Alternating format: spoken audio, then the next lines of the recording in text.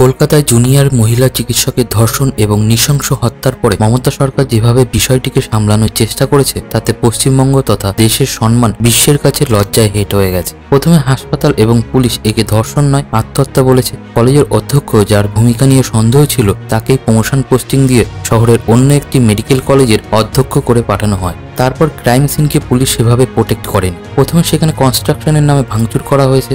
এরপর রাতের অন্ধকারে পুলিশের উপস্থিতিতে শত শত গুন্ডা হাসপাতালে ভাঙচুর চালিয়েছে এবং ক্রাইম সিনকে ভাঙার চেষ্টা করেছে। মমতা বন্দ্যোপাধ্যায় যারা সেই দিন রাতে আরজি করে হামলা চালিয়েছিল তাদেরকে কোনো প্রমাণ ছাড়াই রাম আর বামের কাজ বলে দাগিয়ে দিয়েছে। এইসবের পরে যখন মানুষের রাগ এবং ক্ষোভ বাড়তে থাকে এবং সোশ্যাল মিডিয়ায় মানুষ তার প্রতিক্রিয়া জানানো শুরু করে তখন কলকাতা পুলিশের সাইবার ক্রাইম ডিপার্টমেন্ট 280 জন ইনফ্লুয়েন্সারকে নোটিশ পাঠায়। যেই পুলিশ এমন একটা ডেড বডি দেখে তাদের আত্মহত্যা বলে মনে হয়েছে তারা একটি মেয়ে সোশ্যাল মিডিয়ায় পোস্ট করার জন্য তাকে প্রথমেই গ্রেপ্তার করে নেয়। রেপের মতন জঘন্য অপরাধ যে কোনো রাজ্যেই হতে পারে, সবসময় আপনি এর জন্য সেখানকার রাজ্য সরকারকে দায়ী করতে পারেন না। এক্ষেত্রে সম্পূর্ণ আলাদা। সমস্যাটা তখন শুরু হয় এমন যদি কোনো নৃশংস ঘটনা ঘটে যায় তখন সেখানকার সরকার এই ঘটনার তদন্ত কিভাবে করছে তার ওপরে। যখন সেখানকার সরকার এই রকম জঘন্য অপরাধে তদন্ত ঠিকঠাক করে না বা কাউকে আড়াল করার চেষ্টা করে তখন মনে হয় যে না, সর্ষের মধ্যে হয়তো ভূত রয়েছে। আর এফআইআর যদি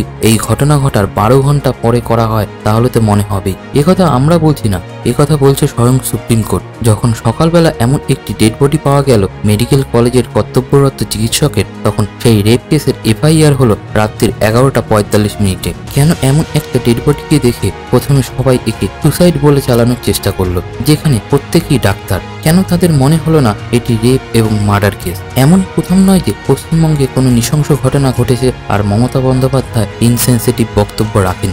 ইন্ডিয়া টুডে 2022 সালের এই নিউজটি দেখলে আপনাদের মনে পড়বে হয়তো একটি 14 বছরের মেয়ের ধর্ষণের পরে মৃত্যু হয়। তখন তিনি প্রশ্ন তোলেন মেয়েটির আগে থেকে প্রেগনেন্ট ছিল না তো, অথবা মেয়েটির ওই ছেলেটির সাথে লাভ অ্যাফেয়ার ছিল না তো? কেননা আমি শুনেছি মেয়েটির ওই ছেলেটির সাথে অ্যাফেয়ার ছিল। মানে একটি 14 বছরের মেয়ের ধর্ষণ এবং মৃত্যু হয়েছে, এখানে দাঁড়িয়ে তিনি এটা প্রতিষ্ঠা করার চেষ্টা করছেন যে মেয়েটি ছেলেটির সাথে অ্যাফেয়ার ছিল অথবা মেয়েটি আগে থেকেই প্রেগনেন্ট ছিল।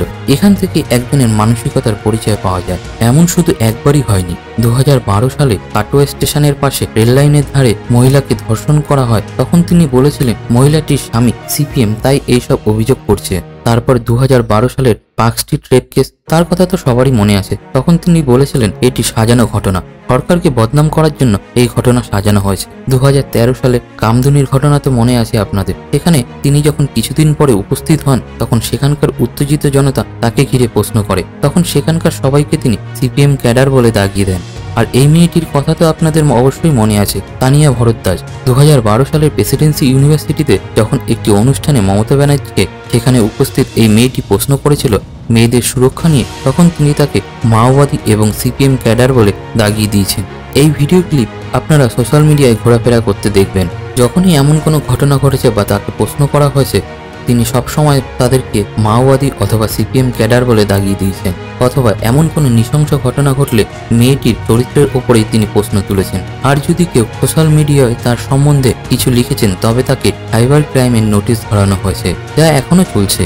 এভাবে মানুষকে দমিয়ে রাখা যাবে না। পলিটিক্যাল পার্টিগুলোতে একে অপরের বিরুদ্ধে দোষ চাপাবেই। আমাদের একটাই অনুরোধ, যতদিন না পর্যন্ত আসল দোষীরা সাজা পাচ্ছে এবং মহিলাদের সেফটি নিয়ে সরকার কঠোর আইন আনছে, তার আগে যদি আমরা এসব ভুলে যাই তাহলে 2012 নির্ভয়া কাণ্ডর পরে যেভাবে দেশে ধর্ষণের মতন ঘটনা ঘটেই চলেছে তা ভবিষ্যতেও ঘটবে।